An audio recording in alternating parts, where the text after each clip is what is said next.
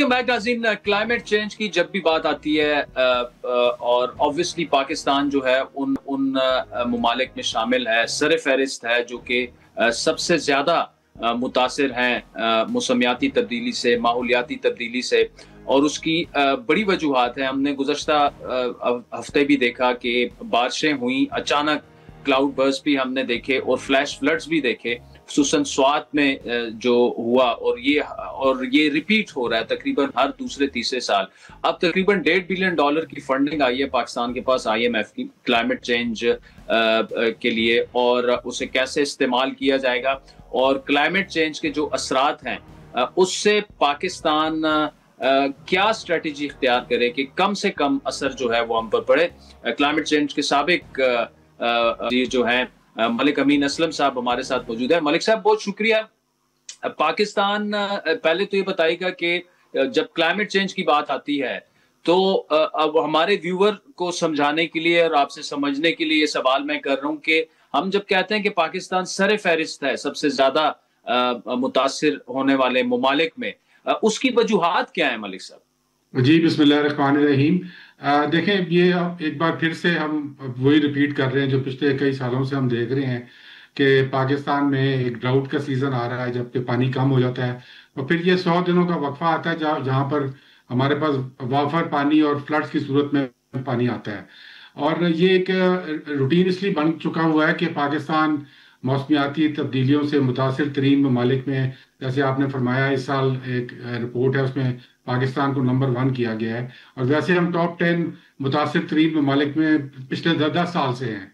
और उसकी मेन वजह हमारी कोई गलती नहीं है, लेकिन हमारी जो जोग्राफियाई पोजीशन है उसकी वजह से हम ये मुतासिर इसमें हो रहे हैं, क्योंकि पाकिस्तान में आपकी जो second highest point in the world है वो पाकिस्तान में है। फिर पाकिस्तान की टपोग्राफी ऐसी कि सतह समुंदर तक पाकिस्तान में तकरीबन आप 2000 किलोमीटर में चले जाते हैं। और फिर नॉर्थ में इसके हमारे पास एक बहुत बड़ा जखीरा है जिसको third pole of the world कहते हैं, जहाँ पर तकरीबन 14,000 ग्लेशियर्स हैं पाकिस्तान में।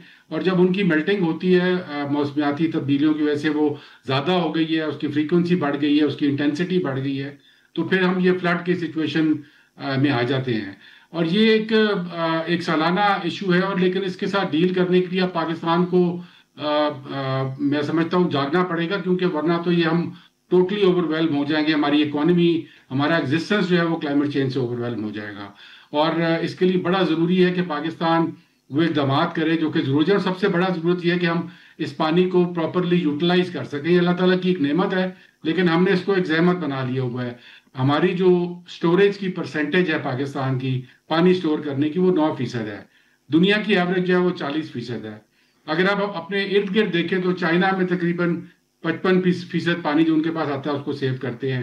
इंडिया में तकरीबन 38% करते हैं। ईरान में 31% करते हैं। तो हम बिल्कुल ही पीछे हैं इस चीज़ के अंदर, और हम इस पानी को अपने ऊपर हावी कर लेते हैं। और यही वजह है कि हर साल हमें ये फ्लैश फ्लड्स और ये जो इस वक्त सूरत हाल है कि जब स्पिलवेज खुलते हैं दरबेगा डैम के, तो हमारा पानी एक रेला होता है जो कि अरेबियन सी तक कोई रुकावट नहीं होती, और वो सैलाब की सूरत में हर साल वहां से गुजरता है। और ये अब तकरीबन इसका भी तखमीना लगाया गया है कि तकरीबन 35 से 40 मिलियन एकड़ फीट पानी है जो कि हम जाया कर रहे हैं। तो इसको बचाने की जरूरत है। इसके बचाने के बहुत सारे तरीके हैं। मलिक साहब बड़ा तफसीली आपने जवाब दिया। तरीकेकार की तरफ ही मैं आ रहा हूँ। $1.5 बिलियन की जो हमें फंडिंग मिली है, एक तो क्या इकदाम करने चाहिए, उस फंडिंग के लिए क्या प्लान होना चाहिए, और दूसरी बात यह है कि आप समझते हैं कि मौजूदा हुकूमत या हमारे मुल्क की बात कर लेते हैं, क्योंकि ये सिर्फ एक हुकूमत के बस की बात तो नहीं है। आपकी हुकूमत रही, अब नून लीग की आ गई है, कल को दोबारा शायद पीपल्स पार्टी आपकी हुकूमत भी आ सकती है। प्लान क्या होना चाहिए, वो क्या इकदाम हैं? ठीक है, एक तो पानी की स्टोरेज तो है, वो क्या इकदाम हैं जो कि लेना बहुत ज्यादा जरूरी है हमारे लिए?